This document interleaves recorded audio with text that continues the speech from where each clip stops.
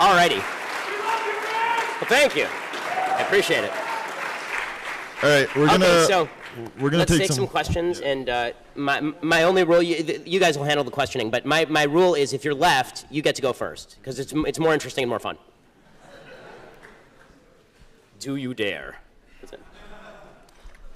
Hi. Hey, how's it going? Is this on? Okay. Why are you doing this? Is it for fame? I don't understand. This being... I'm asking, why do you give these lectures and say these things? Is it because it's going to make you more famous? No, if I wanted to be more famous, then I'd write a TV show and take off my pants. I mean, no, the purpose of giving these lectures is to speak basic truths to generally crowds of people who either disagree with those basic truths. I encourage more leftists to come to my lectures, and also to arm people who believe in truth with facts that they can use to combat lies. That's the purpose of the lectures. Also, I get paid.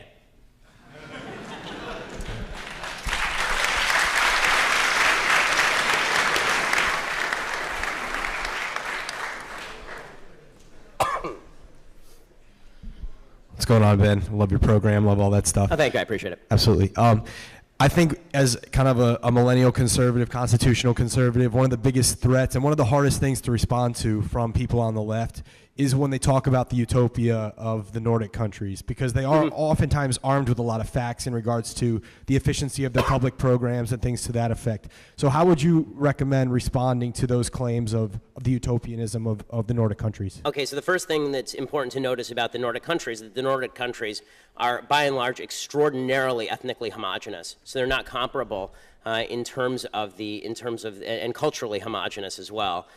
So Vermont looks a lot like Norway. Right? Bernie Sanders' philosophy works in Vermont and it works in Norway, but it only works for a temporary period of time because Vermont doesn't have its own defense budget, and really neither does Norway. Right? We've been paying for the Nordic countries' defense budgets for a long time. Also, it's worthwhile noting that the taxes in these countries are extraordinarily high, and the countries are going bankrupt anyway. So for about a 15-year period, 20-year period, the Nordic countries have been experiencing extraordinarily slow growth, which has led them to actually elect more right-wing governments on economics and deregulate their economies, because it turns out people don't like paying twice the amount that it costs for a normal car. Right? The income tax rate in places like Denmark for middle-class people, not for upper-class people, for middle-class people is like 60%. So, it's easy for students to say 60% sounds good, but you all go to Yale, which means that eventually you'll have a job that pays you enough that you'll be paying a high percentage of your income in taxes, and it ain't that much fun. There's a reason that Denmark, all these countries are now turning away from this, and they've been living off the back of America paying for their defense budget for a very long time. So you have the privilege of not having to pay your own defense budget. You also have a group of what can best be described as upper education people who have grown up in Western countries with a particular set of values. And socialism, at least in the Nordic way, not full government ownership of resources, but high redistribution of income, that is capable of lasting for a certain period of time, but even there it collapses. Hi, Ben. Howdy. So unconscious bias is a concept well documented in psychological studies, which is basically that people associate negative things with people of color and positive things with whites. So if that is true, given that that is true, how does white privilege not exist? Okay, so you're asking about unconscious bias. I apologize because it's kind of echoey, but the question was, if there is unconscious bias, just to repeat it so I'm making sure I get it right, if there is unconscious bias, how does white privilege not exist? The question is, given that there is unconscious bias, how does white privilege not exist? So number one, so when I speak about white privilege, yes, so when I speak about white privilege, I'm speaking specifically about behavior. Okay, there have been no studies, and really I've looked at these studies, the connection between what they call implicit bias, this is their favorite phrase now, implicit bias, unconscious bias, and biased behavior has yet to be proven at any level that is even remotely necessary to be used in, for example, a courtroom, which is why it's never been used in a courtroom. It is also true that there is no way, there really isn't, there's been no proven way to alleviate what they call unconscious bias, which means that we're ghost hunting. So what I would suggest is that if there is unconscious bias, and I'll acknowledge the possibility or the reality of unconscious bias, if there is, then I need you to I don't care about what's in people's heads so much as what they do. So if you point me to a racist behavior, don't worry, I'll let you respond. If you point me to a racist behavior, I'm happy to stand alongside you and protest it. What I can't do is protest about things in people's head that I don't know about because I'm not a mind reader. Okay, so that's a really interesting response, and to that I have two questions. Firstly, what I've heard you say that this is something that, the way people think doesn't affect their behavior. So that's the first thing you've said. So I'm really curious if you can kind of give me another example of a thought that somebody has which doesn't affect their behavior. Like, do people who, support Trump not vote for him? Like, I'm very curious about that. Yes. And secondly, so the second thing that I want to ask is that if it's something it's hard to fix, does it mean we shouldn't do anything about it? Because you said, I don't know if we can change how people think. Does that mean we shouldn't try? I mean, first of all, not a great impression. But beyond that,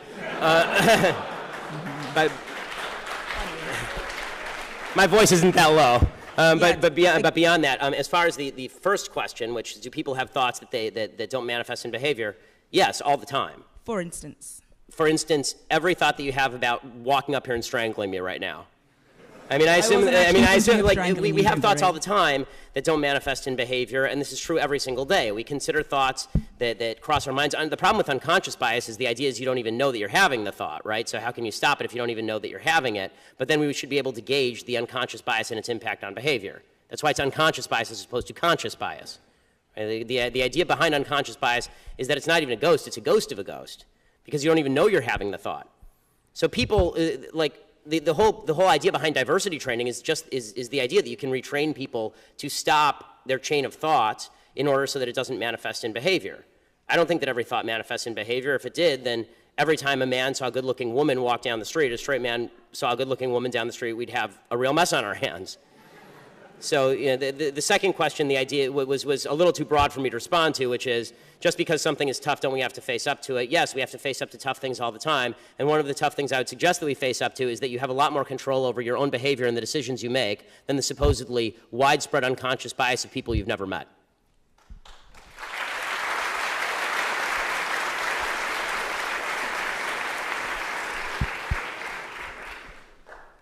Hi. So you spoke a bit about the the boost and the negation of the SAT scores that black applicants may receive with comparison to Asian people or in comparison to white people. Yeah, I spoke about the Princeton study, correct. And you also spoke about how there is not an equality of outcome in this nation. So with regard to this... No, there is inequality of outcome. Yeah. There's no inequality of opportunity, yes. Yes. In the sense that there's no government obstacles. They're inequality, just to clarify before you finish the question, I promise, I'll let you finish. When I say there's no inequalities of opportunity, I obviously don't mean that we are all equally situated. I will never be an NBA basketball player. It's never going to happen. Although I could probably make the Lakers roster, they're that bad, but go ahead.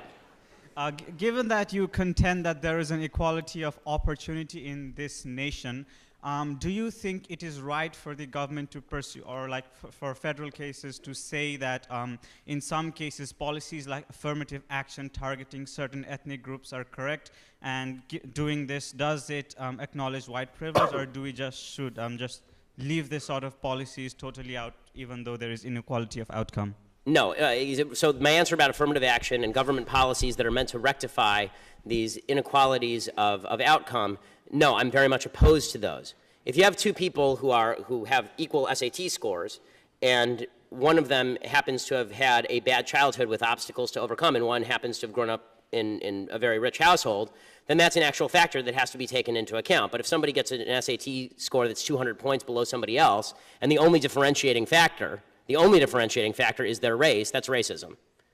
I mean, I remember a few years back there was a story in the Wall Street Journal about an Asian kid who got like a 1510 on his SATs when it was out of 1600, and he grew up extremely poor, single mother, it was a rough neighborhood, so he had to study in his closet for fear of gunshots and all this stuff, and he applied to Yale, didn't get in, and he didn't get in because he was Asian. If he'd been black, he would have gotten in. I mean, that sort of stuff is just racism pure and simple. I don't understand why Colin Powell's kid is not worse off than that Asian kid was. And we're all differently situated, so let's look at each other as individuals. There's some black people who have it really bad in this country. There's some black people who have it really great in this country. There are a lot of white people who have it really bad in this country. There are more white people on food stamps than black people, by a large margin. There are more white people on welfare than black people by a large margin, which is not to suggest that black people are not on average poorer than white people, because they are.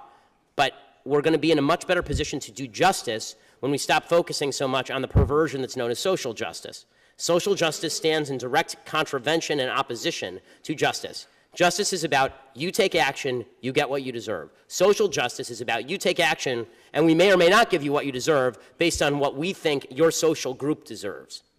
And that's evil.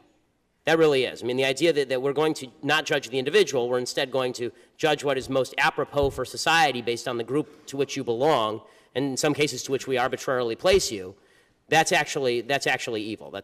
Social justice is another word for redistribution of outcome and unfairness. Justice is a word that doesn't need a modifier. Like the word good doesn't need a modifier. Social justice doesn't need a modifier. You add social to it, you're detracting from the original word. Good evening, Mr. Shapiro. Thank you for coming down. On basically the same topic, then how do you address the differences in, like, for instance, the educational system between inner city schools, which usually have worse infrastructure, many times have lack qualified teachers or lack teachers, period, versus schools in affluent neighborhoods? How do you try to get justice to the students living in inner cities versus those living in affluent neighborhoods? Right. So I mean, the answer to me is more individual freedom, not less. One of the great problems is that people think government action is what rectifies these situations. It doesn't matter how much money you dump into inner city public schools if, number one, you don't have any sort of community or family structure that supports education. And this isn't just true of black communities. It's true. There's J.D. Vance's Hillbilly Elegy is a really worthwhile book. You should read it. It's all about a kind of downtrodden white communities in Ohio, and they have some similar problems to a lot of inner city black communities. The solution here is twofold. One, give parents more choice in where they send their kids to school. And two, a reversion to an actual belief in parental responsibility. Because the truth is that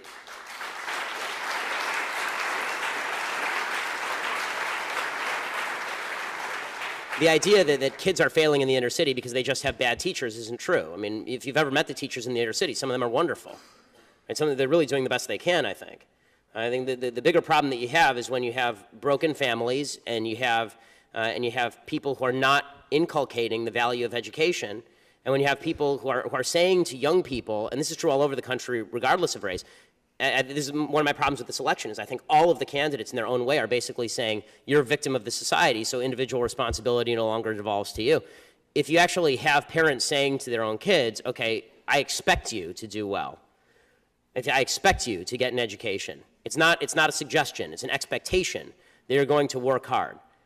Then there really is, that's the only way that this is ever going to get solved. Parents are I have my own kids, I'm the one, in the end, even if there are no, I'm not going to send my kid to public school. I'm going to send my kid to private schools because the public schools in my area are a failure. LAUSD spends about $10,000 per student per year, and it's the worst school district in America. I'm going to send my kids to private school, but even if there were no private schools available, my job is educating my kids, just like my job is feeding my kids. My job is to take care of my kids. If I do nothing else in my life, taking care of my kids is my sole responsibility, and people who fail to recognize this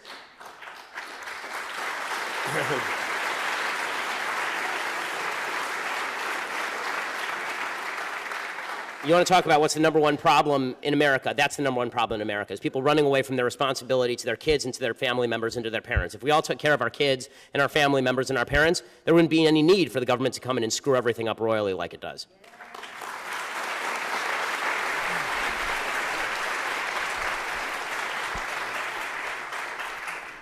Hi, Ben. I'm not a Yale student, but I'm down here because I was interested in the presentation. The question I have is related to affirmative action, and it's a topic that I don't think is discussed often. And the topic is such that, me seeing affirmative action at universities and in the workplace, I work for the state of Connecticut where we have an affirmative action department, and some of the hiring is based upon race. And the thing I don't hear discussed is basically the downside of this being that, for myself, anytime I'm looking at people maybe applying for jobs or getting things, or me selecting a physician or a lawyer or something, this question is coming to my mind, and I don't think it's fair for me to have this in my mind, but it's like, well, are they where they are because of some policy like affirmative action? Is that how they got to be where they were, or are they really qualified, whether it's a pilot, a lawyer, anything like that?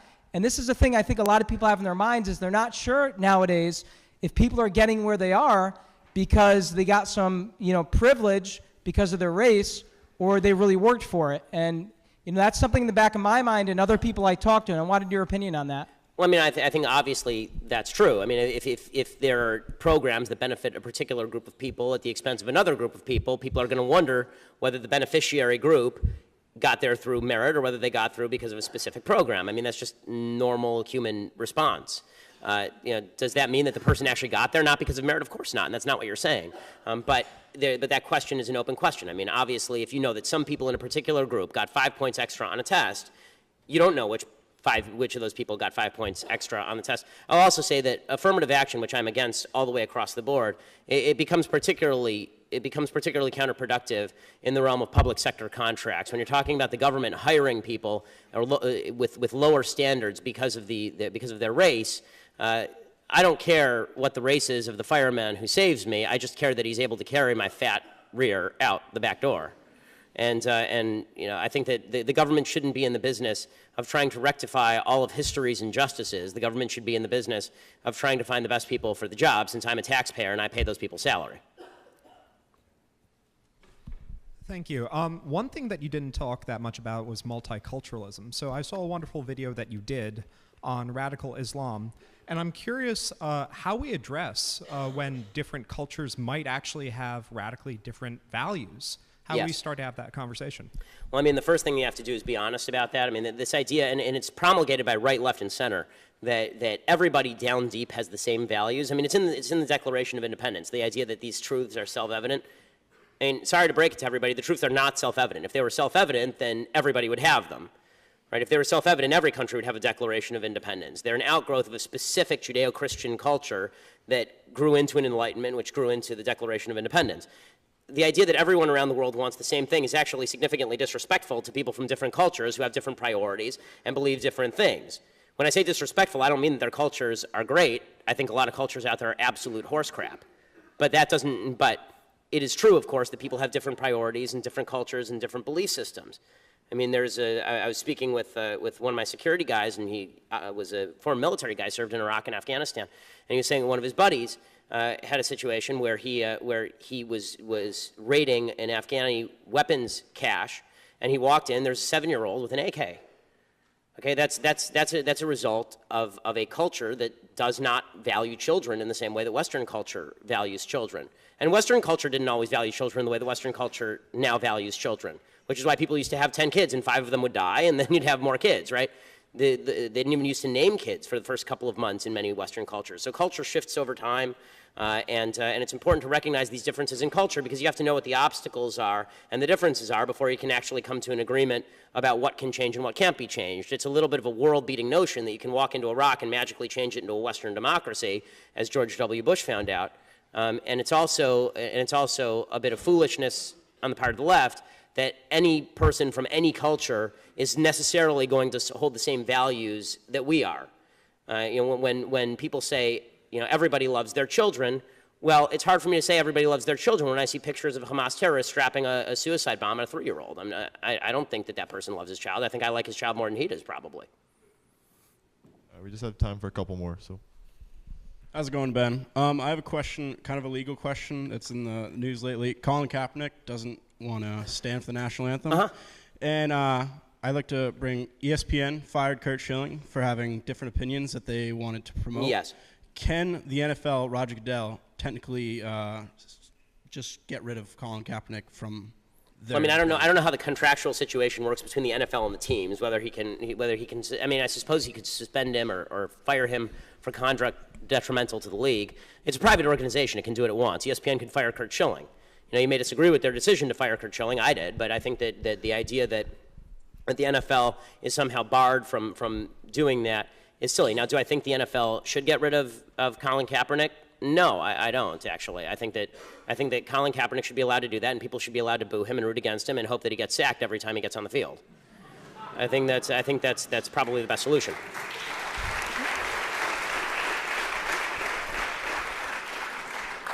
Hi.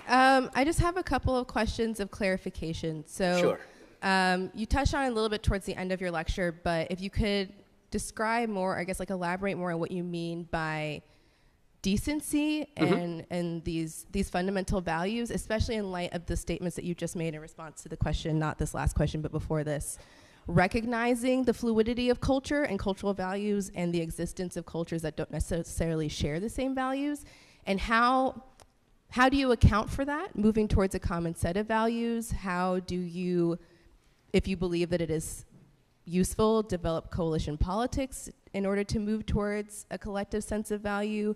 How do you reconcile individual motivation if you believe fundamentally? Yeah, I mean, there's a lot of complexity here, but yes. Yeah, I mean, so but honestly, these are high-stakes questions. Not to go all religious on you, but leaving aside the religious aspects of the Ten Commandments, I think that would be a pretty good place to start with basic decency. Right? Don't steal,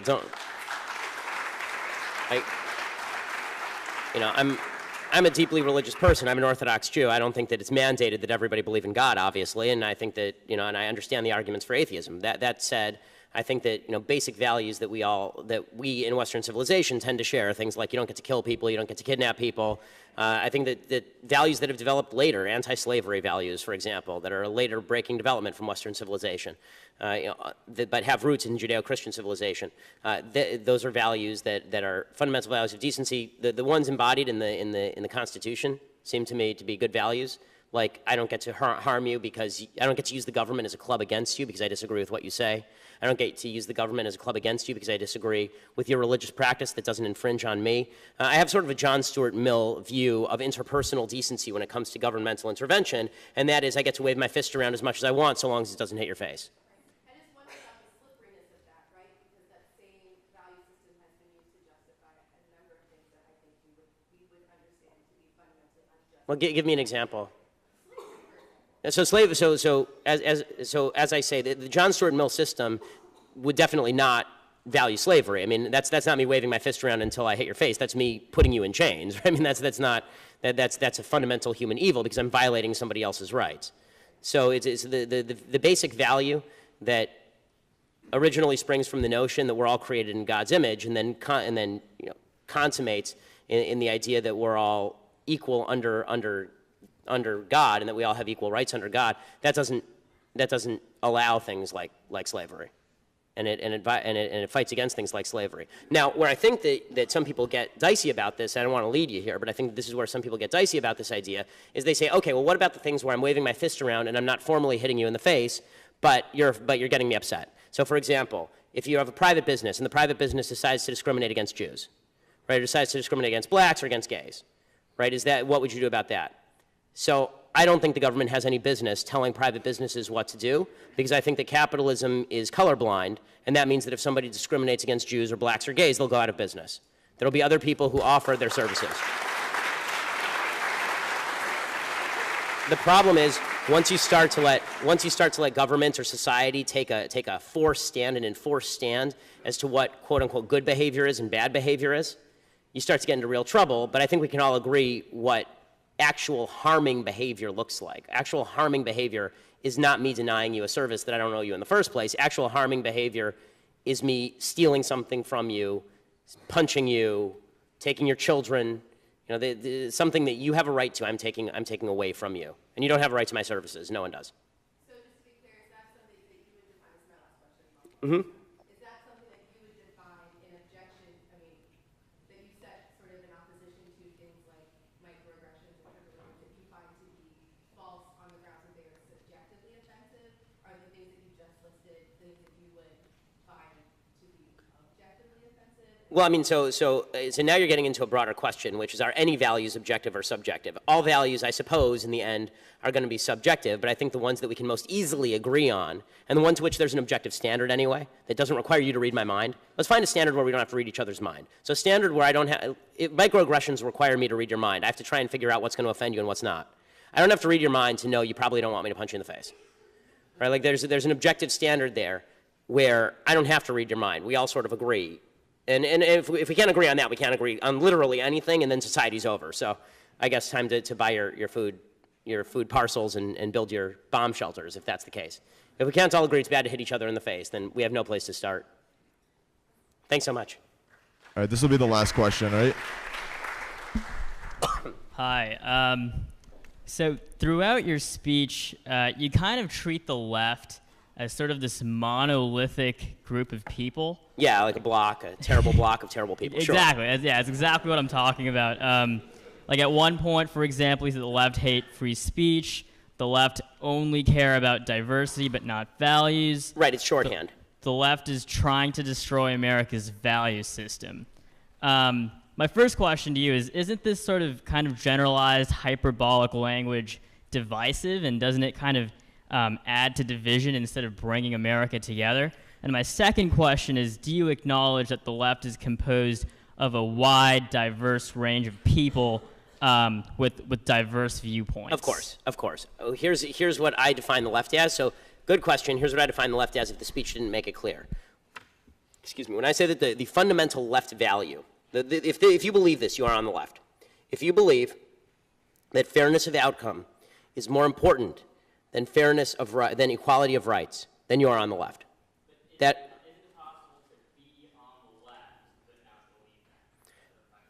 I mean, it depends on an issue-by-issue case. You may agree with the left, but I don't think that you are on the left. I mean, since I'm the one speaking, I get to make the definition. But but that being the case, by my definition, that's what I mean. When you're asking me what I mean when I say the left, now you're asking me to read your mind and tell you what you mean when you say the left. What I mean when I say the left is the left means people who believe equality of outcome trumps equality of opportunity. Now, if you want to say that there are people who don't believe that who are on the left, you're using another definition, not the one that I'm using, which is okay. I mean, we can talk about your definition. But by that logic, would you acknowledge that there are people who are liberals but who aren't under your definition? That I will of the acknowledge, left? which is why I specifically don't use the term liberals. I don't equate liberals and leftists. They're not the same. Okay. I think there are liberals who believe what old school liberals used to believe, the whole idea, I may disagree with you, but I'll die for your right to say it. But that's a liberal value. That's not a leftist value. But I mean, this kind of idea of your left, how big of a population do you think this is? Do you think that embodies a majority of liberals? I don't understand. Like, I think that when I hear you say left, I think it embodies a majority of the people who ardently believe in the Democratic Party platform, to be more specific. So you think that most people who are Democrats are under your definition of left? No, I think most people who deeply study and believe in the Democratic Party platform are leftists. I think most people who vote Democrat do so because they think Republicans are assholes. I mean...